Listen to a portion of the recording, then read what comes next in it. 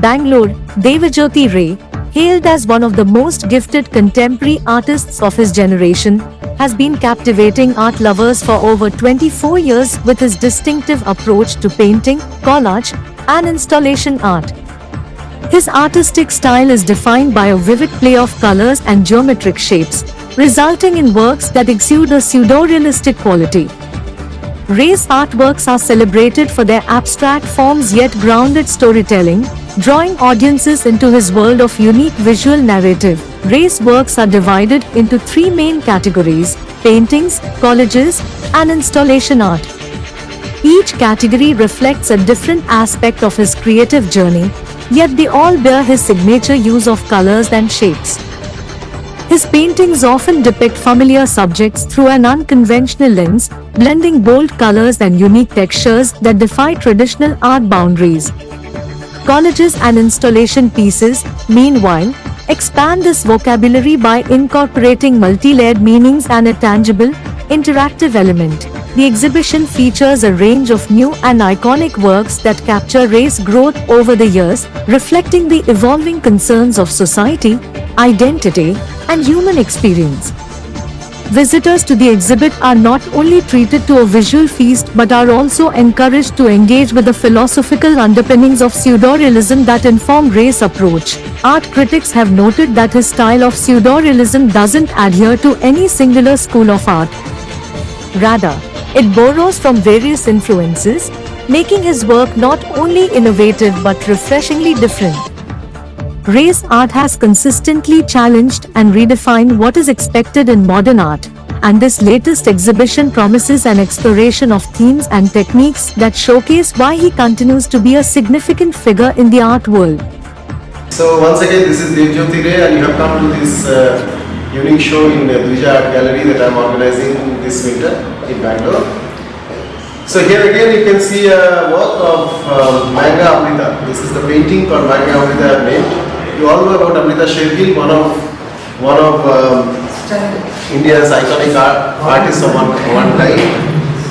This is a painting where I have shown Amrita Shergill draped in an Indian sari, but her mind is somewhere in Europe. So you can see the background which is already in Europe.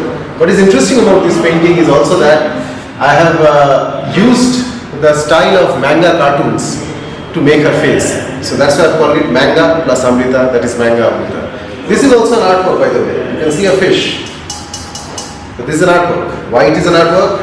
Well, you see, you have heard about Damien Hirst, who had hung a huge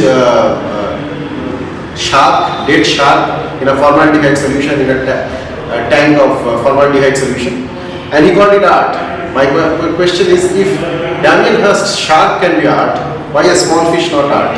So this is also art, and I have named it Damien. So likewise, I would also now take you to another artwork, which is again another installation. You can see a urinal here. Now this has a history. So in 1917, when Marcel Duchamp had first put a urinal pot in a New York gallery and called it Fountain, it was called art. The central feature of this artwork was actually irreverence. And so, in this exhibition we are trying to say that irreverence is, though quite a mainstay of contemporary art, it has become quite a mainstay of contemporary art, it is not the only thing that we should consider as should be the feature of art. So in this artwork I am trying to bring not irreverence but rather relevance to Indian society. So that is the reason why I am bringing this kind of artworks.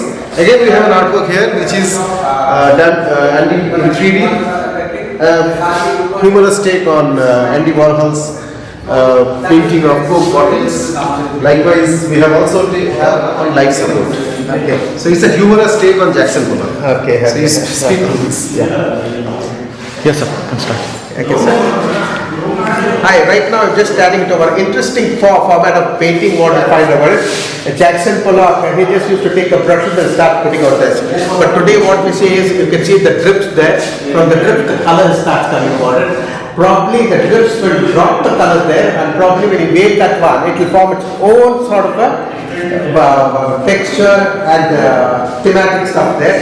Very, very, very abstract what we could notice about it. So the drips are also in the form, it is some sort of a thing which says that we're bringing life into it. So these sort of drips are normally put up for a patient who's ill or something, but here it's a total revival of art which is happening. I'm delighted to talk about Devajyoti Ray's paintings.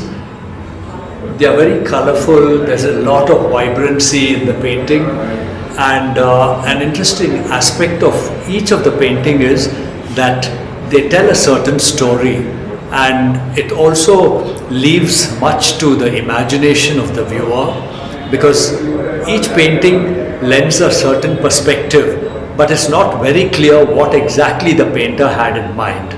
So in that sense, the viewer forms his own perspective, and these are all like daily, the paintings reflect day-to-day life, like a child being taken away by the father when the mother is going to work, and the child is literally crying and telling the mother, don't go to work. So that's a clear example of something that happens in everyday life. Then there were some other paintings that I have seen of, there was another one which I saw of ladies driving a car, lighting a cigarette, and it was called Irreverence, which is a dangerous trend, in a busy city. You're smoking and driving. So in certain paintings, there is a message that the painter is trying to give. It could be basically talking about safety and also telling what things are happening around us in our day-to-day life. This particular painting has no any caption, but it's very, as I said earlier, this was the child basically crying and telling the mother not to go to work. This is a Freedom Cafe, which is another interesting piece. In the rain, there's this couple with a goat or a sheep, I can't tell, but it's again walking in the rain. Another one here is Riya's stool. He's got, I think, a musical instrument in his hand, and he's singing. There's, the painter has brought life into these certain paintings where, it looks very lively to me.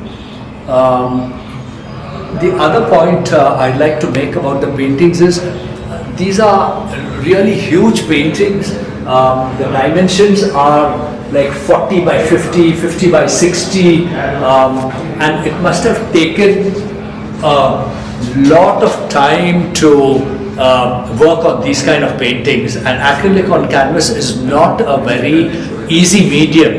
It is very time consuming and it is very demanding. In that sense, I think you've got to congratulate the painter for the dedication in his work. So this is a very unusual painting called Danseuse. The dancer is shown in action, and it's again, as I said, full of colors and vibrancy. Yeah.